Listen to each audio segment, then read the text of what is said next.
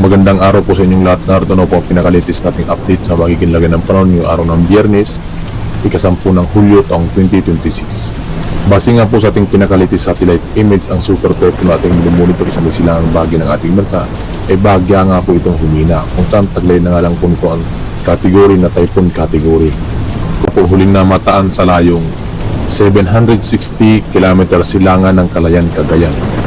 Taglay pa nga rin po nito ang lakas na hangin na umaabot sa 155 km per hour near the center, samantalang may pagbugso naman po ito na umaabot sa 190 km per hour. Habang kumikilos nga po ito pakanluran, ilagang kanluran sa bilis na 10 km per hour. Bagya nga pong mahina ang kanyang movement. At dahil nga po inasan nga po natin na bagya nga pong mahina ang kanyang movement, pakanluran, hilagang kanluran, so medyo matagal-tagal nga po ito muna dito sa may silangang bahagi ng Calayan, Cagayan. Hila nga po nito ang hanging habagat at siya nagdudulot na nga po ng mga bugso-bugsong hangin, especially dito sa may kanlurang bahagi ng ating bansa na siyang nararanasan natin sa mga nakalipas pang mga araw. At inasan nga po natin yan, magpapatuloy po yan hanggang bukas. Dahil nga po habang papalayo nga po itong typhoon Inday, ay inasan nga po natin na mas titindi pa ang lakas na hangin nito, lalo pa itong magpapa-enhance ng hanging habagat na nagmumula dito sa may kanlurang bahagi ng ating bansa, especially dito sa may area ng Davao Region, Sorsogon, Autonomous Region in Muslim Mindanao, Zamboanga Peninsula, Negros Occidental, Negros Oriental, Antique, Aklan, Capiz, Iloilo, Palawan, Oriental Mindoro, Marinduque, Romblon, Bicol Region, Batanes, Cavite, Laguna, Metro Manila, Bulacan, Pampanga, Bataan, Zambales, Pangasinan, La Union, Ilocos Norte, Ilocos Sur. Nadulot nga po yan ng hanging habagat na ating naranasan na makakaranas tayo ng mga bugso-bugsong hangin o mga biglaang pagbugso ng hangin.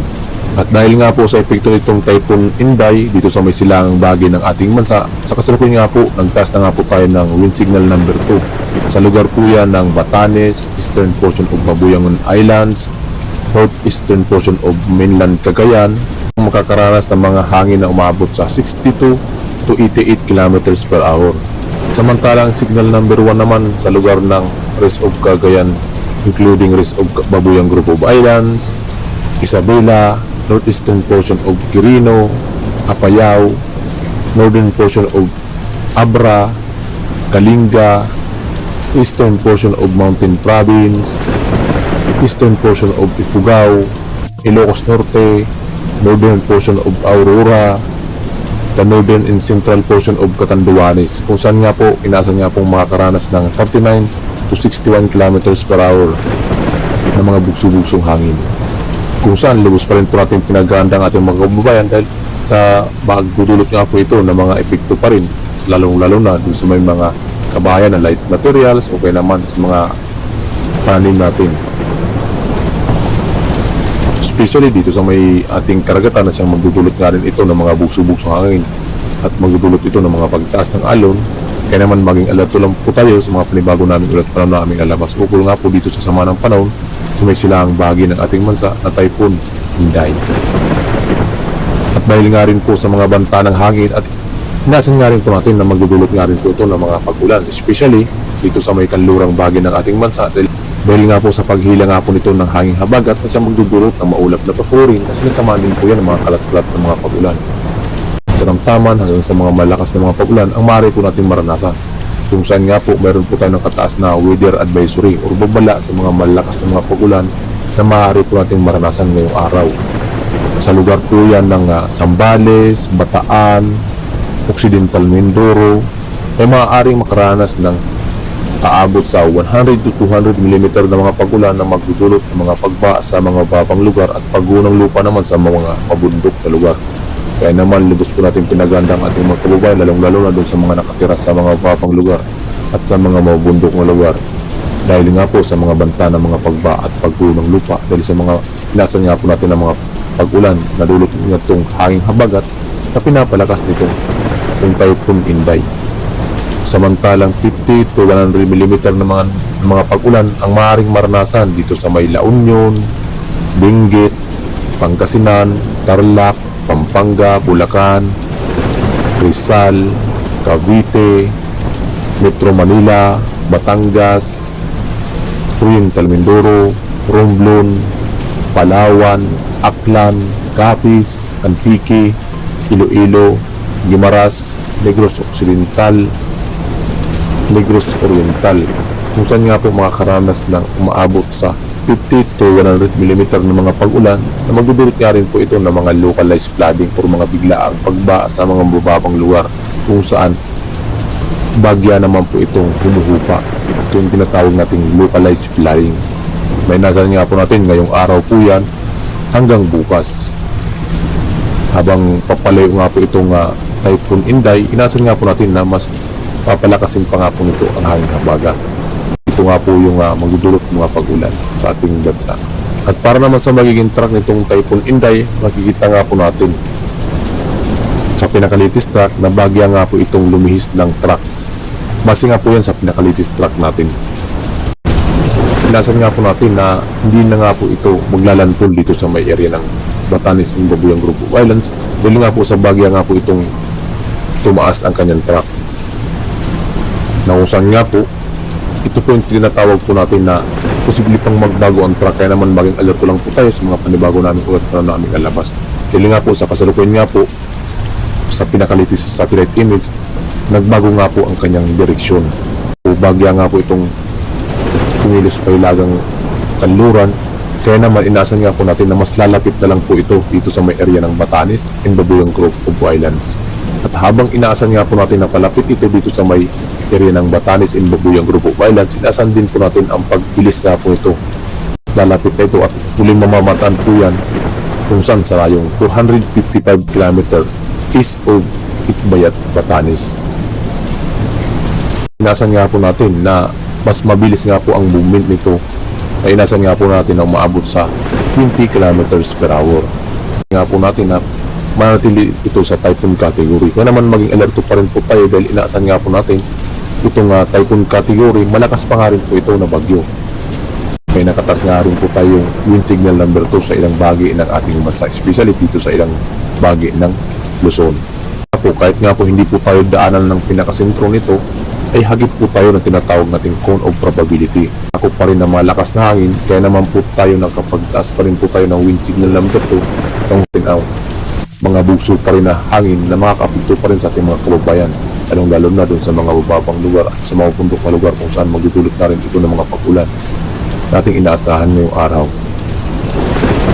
Hagip pa nga rin po nito ng tinatawag nating cone of probability, yung mga hangin dito sa area ng Isabela, Cagayan Valley Region, Apayao, Kalinga, Mountain Province, Abra, Ilocos Norte, Babuyang Group of Islands, and Batanes. Ito yung tinatawag nating core of probability.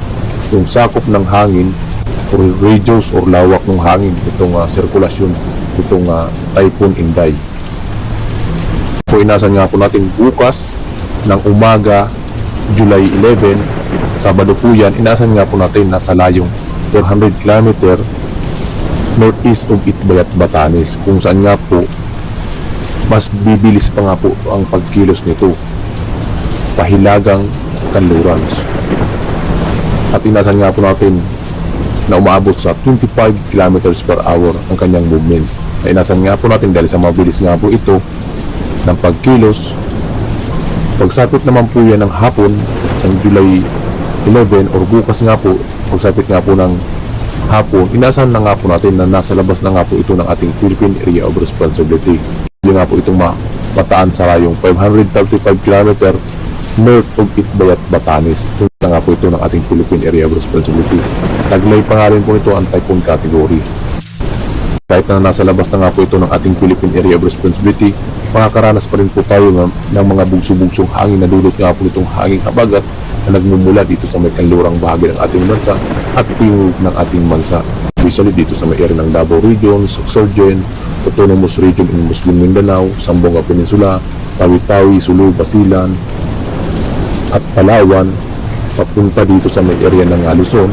Nasan nga po natin makakaranas pa rin po tayo ng mga bugso-bugsong hangin habang palayo na ito ng ating Philippine Area of Responsibility. At inasan nga po natin na posible nga itong maglandfall dito sa may area ng Taiwan. Nabase nga po sa ating pinaka-latest satellite image or animation, makikita nga po natin na bagya nga po itong lalapit nga po dito sa may area ng Taiwan. Ngunit dito na lamang po sa pinakadulo ng Taiwan. So kung titingnan nga po natin sa pinaka-latest scenario, so yung pinaka outlook po natin dun sa satellite, so malaki ang potensyal na nga po ng pagbabago nito. So bagya nga po itong umakyat. Marami ang tinutumbok nga po ito dito sa may Taiwan or dadaan mismo dito sa may Taiwan. Ngunit sa kasalukuyan nagbago nga po siya ng track. So bagya nga pong umakyat. So sa dulo na lamang po. So posible nga po itong hindi maglandfall. Hagip na lamang po ito ang Taiwan. Ito nga po yung tinatawag natin na maging alerto lang po tayo dahil ang panahon anumang oras maaaring magbago. Dahil ang panahon kapag ito ay magbago, malulukit po yan or matatrack ng satellite, yan po yung magiging latest track.